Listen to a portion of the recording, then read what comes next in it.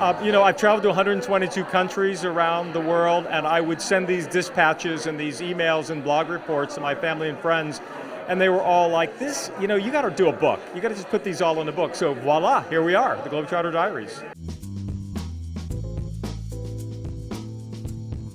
In the stories themselves, in the tales, weave in tips for travelers of things that are practical.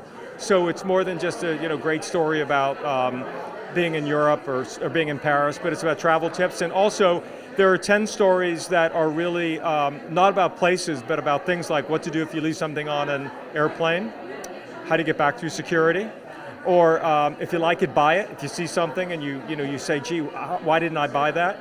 And I also talked to 10 great Globetrotters and got tips from them too. So like the editor-in-chief of Travel and Leisure and the president of the Travel Channel. So I called on some experts too. I think the one story I really like is about, the New Year's Eve story, about how everyone never knows what to do on New Year's Eve. And so it's a story about how you can spend New Year's Eve on each of the 7 continents, yes, including Antarctica. And so maybe it'll inspire you to do your next New Year's Eve planning from the story. So I was 13 years old, and I went to Ireland to visit my family who lived there. My grandfather was from Ireland. And I slept in the bed that he was born in, and I met his whole family first time.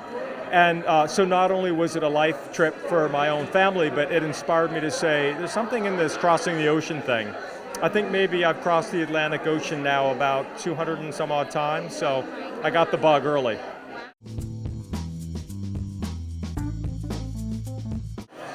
Well, I do business trips to Europe a lot, so I'm in Europe, but I'll separate the business from the fun stuff, and I probably do about 5 fun trips a year. They could be long weekends, they could be 10 days. I just got back from Uruguay and Argentina. I'm off to run a marathon in Africa. So I'm always planning a year in advance where I'm going to go. So I try to squeeze them all in.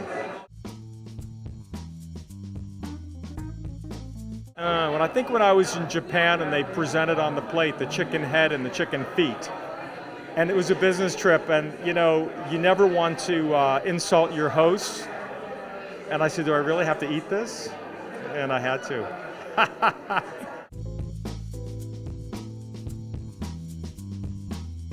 I think the wine country of Argentina, the Mendoza region, really great spot. I think Myanmar, which is opening up right now and is really a great adventure trip I've been.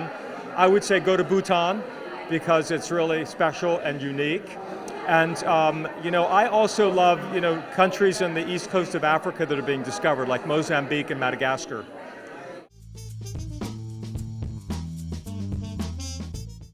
Carry on. Pack your bag. Take half of it and take it out. I promise you'll have a great trip. Carry it on always.